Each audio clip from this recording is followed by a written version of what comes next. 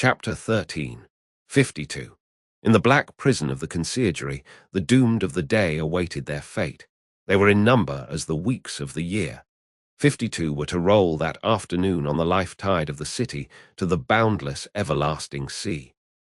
Before their cells were quit of them, new occupants were appointed. Before their blood ran into the blood spilled yesterday, the blood that was to mingle with theirs tomorrow was already set apart. 212 were told off.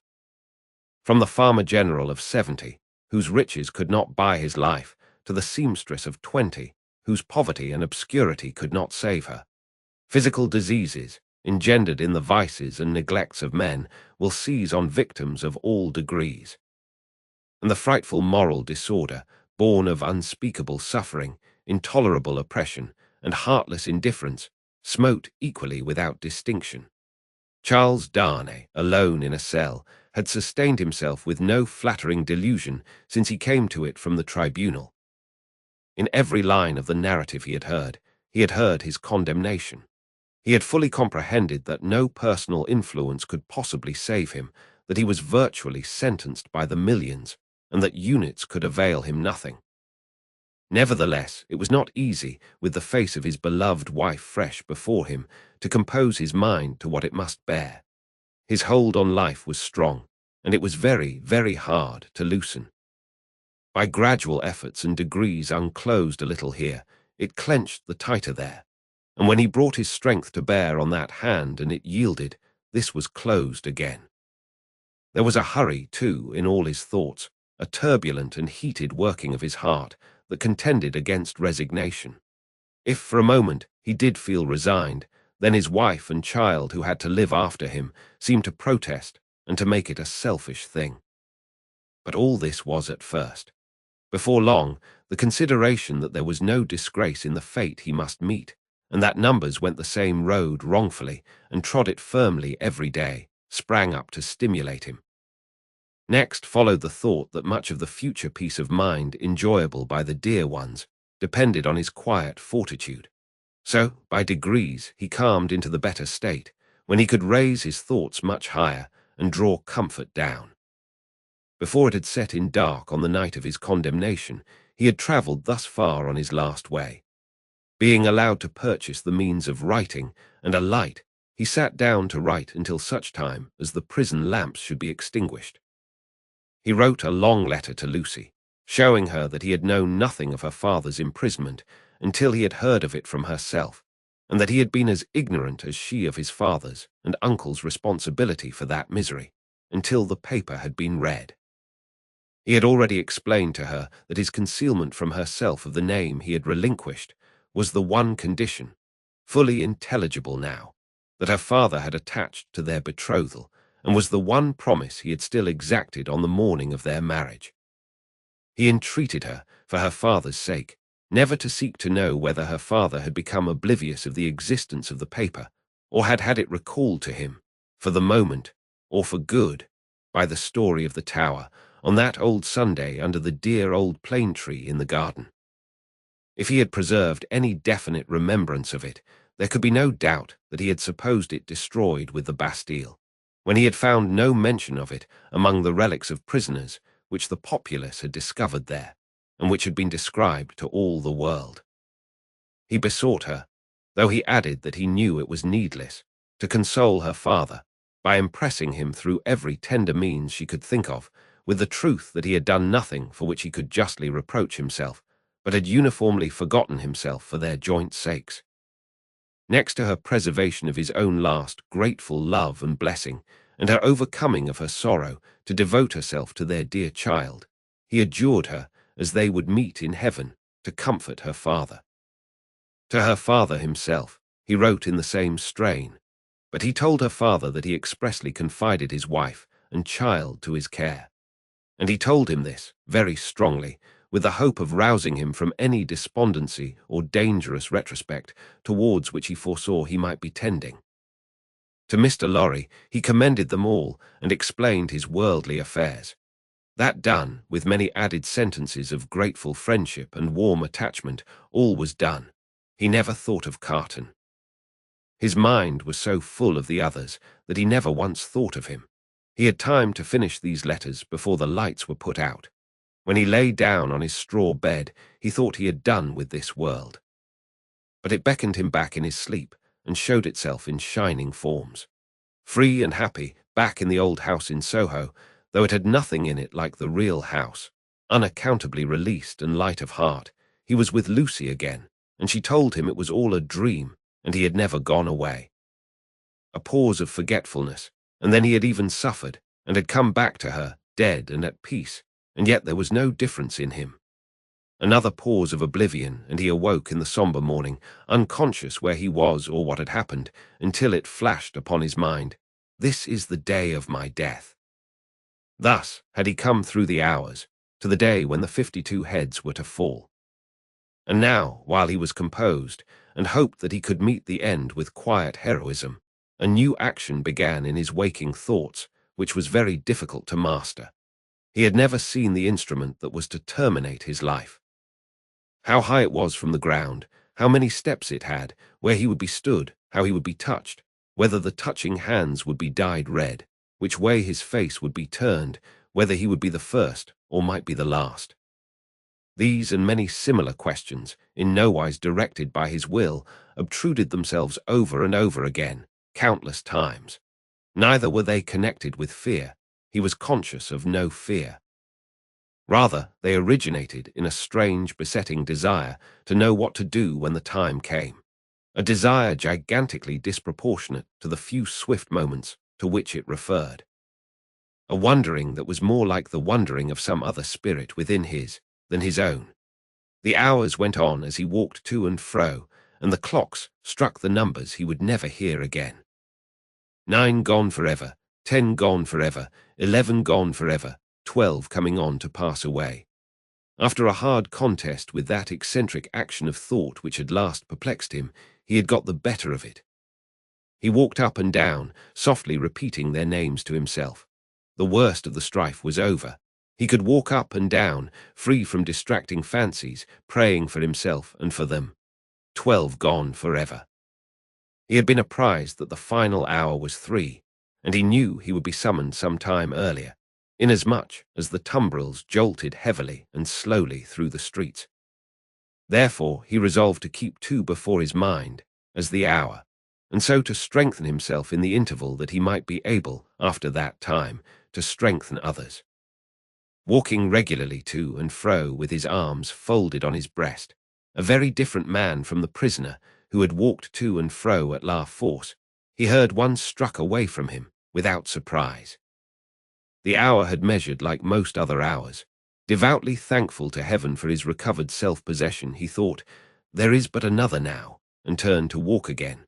Footsteps in the stone passage outside the door. He stopped. The key was put in the lock and turned. Before the door was opened, or as it opened, a man said in a low voice in English, "He has never seen me here. I have kept out of his way. Go you in alone. I wait near.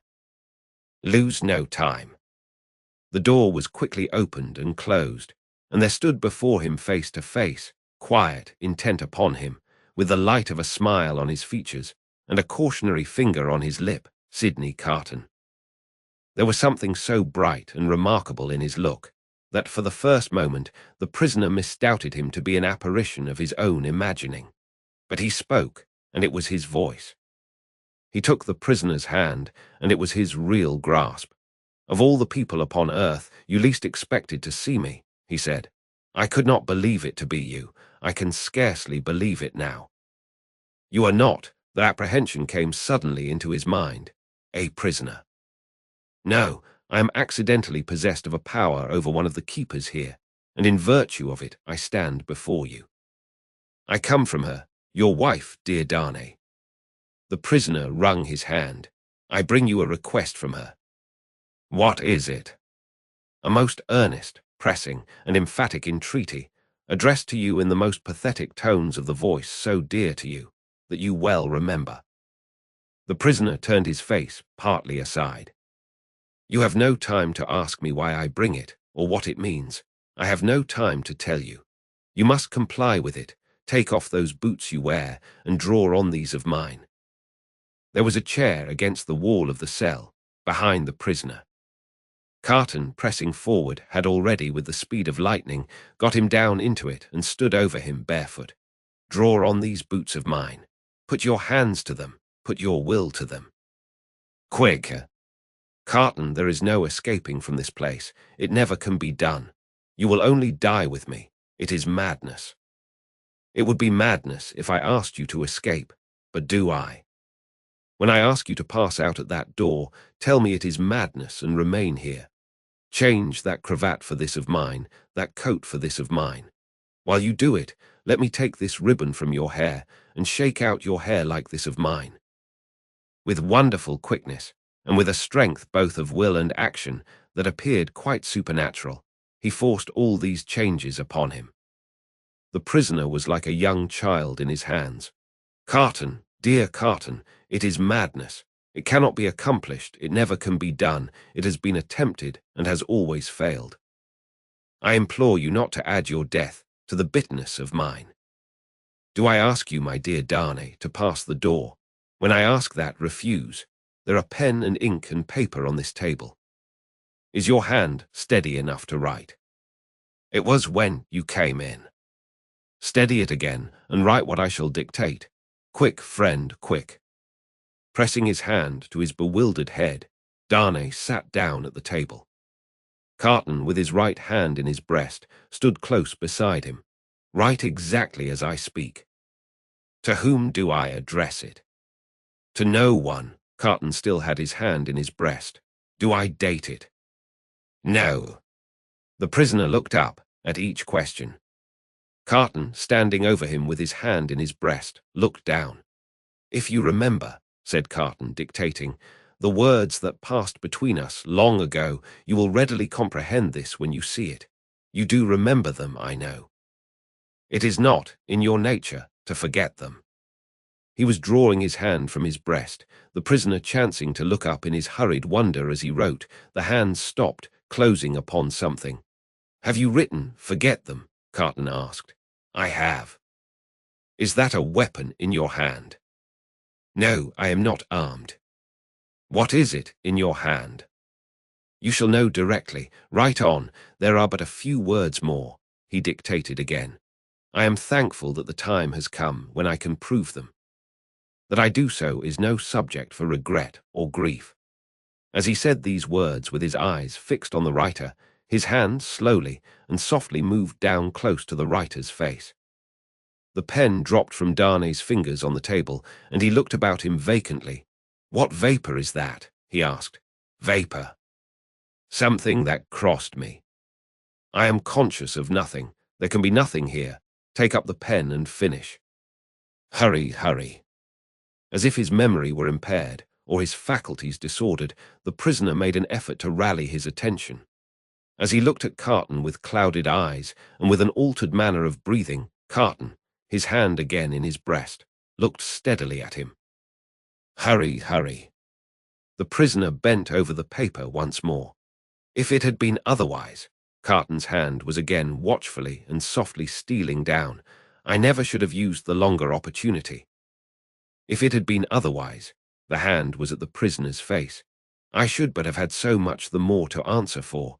If it had been otherwise, Carton looked at the pen and saw it was trailing off into unintelligible signs. Carton's hand moved back to his breast no more. The prisoner sprang up with a reproachful look, but Carton's hand was close and firm at his nostrils, and Carton's left arm caught him round the waist. For a few seconds he faintly struggled with the man who had come to lay down his life for him, but within a minute or so he was stretched insensible on the ground. Quickly, but with hands as true to the purpose as his heart was, Carton dressed himself in the clothes the prisoner had laid aside, combed back his hair, and tied it with the ribbon the prisoner had worn. Then he softly called, "Enter there." "Come in," and the spy presented himself. "You see," said Carton, looking up, as he kneeled on one knee beside the insensible figure, putting the paper in the breast, "is your hazard very great?" "Mr. Carton," the spy answered, with a timid snap of his fingers, "my hazard is not that, in the thick of business here, if you are true to the whole of your bargain. Don't fear me, I will be true to the death." You must be, Mr. Carton, if the tale of 52 is to be right. Being made right by you in that dress, I shall have no fear. Have no fear. I shall soon be out of the way of harming you, and the rest will soon be far from here, please God. Now get assistance, and take me to the coach. You, said the spy nervously. Him, man, with whom I have exchanged. You go out at the gate by which you brought me in. Of course. I was weak and faint when you brought me in, and I am fainter now you take me out. The parting interview has overpowered me. Such a thing has happened here, often and too often. Your life is in your own hands. Quick, call assistance. You swear not to betray me, said the trembling spy, as he paused for a last moment. Man, returned Carton, stamping his foot. Have I sworn by no solemn vow already to go through with this, that you waste the precious moments now? Take him yourself to the courtyard you know of, place him yourself in the carriage, show him yourself to Mr. Lorry, tell him yourself to give him no restorative but air, and to remember my words of last night, and his promise of last night, and drive away. The spy withdrew, and Carton seated himself at the table, resting his forehead on his hands. The spy returned immediately with 2 men. How then, said one of them, contemplating the fallen figure, so afflicted to find that his friend has drawn a prize in the lottery of St. Guillotine. A good patriot, said the other, could hardly have been more afflicted if the aristocrat had drawn a blank. They raised the unconscious figure, placed it on a litter they had brought to the door, and bent to carry it away. The time is short, Evrémonde, said the spy in a warning voice. I know it well, answered Carton. Be careful of my friend, I entreat you, and leave me. Come then, my children, said Barsad. Lift him and come away. The door closed, and Carton was left alone. Straining his powers of listening to the utmost, he listened for any sound that might denote suspicion or alarm. There was none. Keys turned, doors clashed, footsteps passed along distant passages. No cry was raised or hurry made that seemed unusual. Breathing more freely in a little while, he sat down at the table and listened again until the clock struck 2. Sounds that he was not afraid of, for he divined their meaning, then began to be audible. Several doors were opened in succession, and finally his own. A jailer with a list in his hand looked in, merely saying, Follow me, Evrémonde, and he followed into a large, dark room at a distance. It was a dark winter day, and what with the shadows within, and what with the shadows without, he could but dimly discern the others who were brought there to have their arms bound. Some were standing, some seated, some were lamenting and in restless motion. But these were few. The great majority were silent and still, looking fixedly at the ground. As he stood by the wall in a dim corner, while some of the 52 were brought in after him, one man stopped in passing to embrace him as having a knowledge of him. It thrilled him with a great dread of discovery, but the man went on. A very few moments after that, a young woman with a slight girlish form, a sweet spare face in which there was no vestige of colour, and large widely opened patient eyes, rose from the seat where he had observed her sitting, and came to speak to him. Citizen Evrémonde, she said, touching him with her cold hand, I am a poor little seamstress who was with you in La Force. He murmured for answer, True, I forget what you were accused of. Plods. Though the just heaven knows that I am innocent of any. Is it likely? Who would think of plotting with a poor little weak creature like me? The forlorn smile with which she said it so touched him that tears started from his eyes. I am not afraid to die, citizen Evrémonde, but I have done nothing. I am not unwilling to die if the Republic which is to do so much good to us poor will profit by my death. But I do not know how that can be, citizen Evrémonde, such a poor weak little creature. As the last thing on earth that his heart was to warm and soften to, it warmed and softened to this pitiable girl. I heard you were released, citizen Evrémonde. I hoped it was true. It was, but I was again taken and condemned. If I may ride with you, citizen Evrémonde, will you let me hold your hand? I am not afraid, but I am little and weak, and it will give me more courage." As the patient eyes were lifted to his face, he saw a sudden doubt in them, and then astonishment. He pressed the work-worn, hunger-worn young fingers and touched his lips. "Are you dying for him?" she whispered. "And his wife and child? Hush, yes. Oh, you will let me hold your brave hand, stranger. Hush, yes, my poor sister. To the last." The same shadows that are falling on the prison are falling in that same hour of the early afternoon on the barrier with the crowd about it, when a coach going out of Paris drives up to be examined. Who goes here? Whom have we within? Papers. The papers are handed out and read. Alexander Manette, physician, French, which is he? This is he, this helpless, inarticulately murmuring, wandering old man pointed out. Apparently the citizen doctor is not in his right mind. The revolution fever will have been too much for him. Greatly too much for him. Many suffer with it. Lucy, his daughter, French, which is she? This is she. Apparently it must be. Lucy, the wife of Evrémonde, is it not? It is, Evrémonde has an assignation elsewhere. Lucy, her child. English, this is she. She and no other. Kiss me, child of Evrémonde. Now thou hast kissed a good Republican, something new in thy family, remember it. Sidney Carton, advocate. English, which is he? He lies here, in this corner of the carriage. He, too, is pointed out. Apparently the English advocate is in a swoon. It is hoped he will recover in the fresher air. It is represented that he is not in strong health and has separated sadly from a friend who is under the displeasure of the Republic. Is that all? It is not a great deal, that. Many are under the displeasure of the Republic and must look out at the little window. Jarvis Lorry, banker, English, which is he?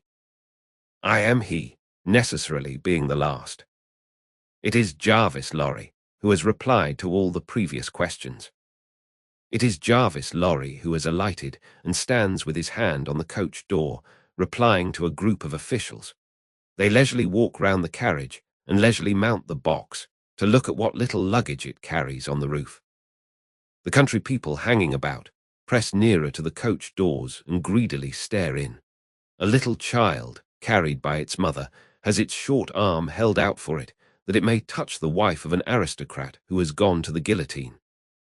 Behold your papers, Jarvis Lorry, countersend. One can depart, citizen. One can depart. Forward, my postilions, a good journey. I salute you, citizens, and the first danger past. These are again the words of Jarvis Lorry, as he clasps his hands and looks upward. There is terror in the carriage, there is weeping, there is the heavy breathing of the insensible traveller. Are we not going too slowly? Can they not be induced to go faster? Asks Lucy, clinging to the old man. It would seem like flight, my darling. I must not urge them too much. It would rouse suspicion. Look back, and see if we are pursued. The road is clear, my dearest. So far, we are not pursued. Houses in twos and threes pass by us, solitary farms, ruinous buildings, dye works, tanneries, and the like, open country, avenues of leafless trees. The hard, uneven pavement is under us, the soft, deep mud is on either side. Sometimes we strike into the skirting mud to avoid the stones that clatter us and shake us. Sometimes we stick in ruts and sloughs there. The agony of our impatience is then so great that in our wild alarm and hurry we are forgetting out and running, hiding, doing anything but stopping. Out of the open country, in again among ruinous buildings, solitary farms, dye works, tanneries, and the like, cottages in twos and threes, avenues of leafless trees. Have these men deceived us and taken us back by another road? Is not this the same place twice over? Thank heaven, no, a village. Look back, and see if we are pursued. Hush, the posting-house. Leisurely, our 4 horses are taken out. Leisurely, the coach stands in the little street, bereft of horses, and with no likelihood upon it of ever moving again. Leisurely, the new horses come into visible existence, one by one. Leisurely, the new postilions follow, sucking and plaiting the lashes of their whips. Leisurely, the old postilions count their money, make wrong additions, and arrive at dissatisfied results. All the time, our overfraught hearts are beating at a rate that would far outstrip the fastest gallop of the fastest horses ever foaled. At length, the new postilions are in their saddles, and the old are left behind. We are through the village, up the hill and down the hill, and on the low, watery grounds. Suddenly, the postilions exchange speech with animated gesticulation, and the horses are pulled up, almost on their haunches. We are pursued. Ho! Within the carriage there, speak then. What is it? Asks Mr. Lorry, looking out at window. How many did they say? I do not understand you. At the last post, how many to the guillotine today? 52. I said so, a brave number. My fellow citizen here would have it 42. 10 more heads are worth having. The guillotine goes handsomely. I love it. High forward. Whoop. The night comes on dark. He moves more. He is beginning to revive and to speak intelligibly. He thinks they are still together. He asks him by his name what he has in his hand. Oh, pity us, kind heaven, and help us. Look out, and see if we are pursued. The wind is rushing after us, and the clouds are flying after us, and the moon is plunging after us, and the whole wild night is in pursuit of us. But so far we are pursued by nothing else.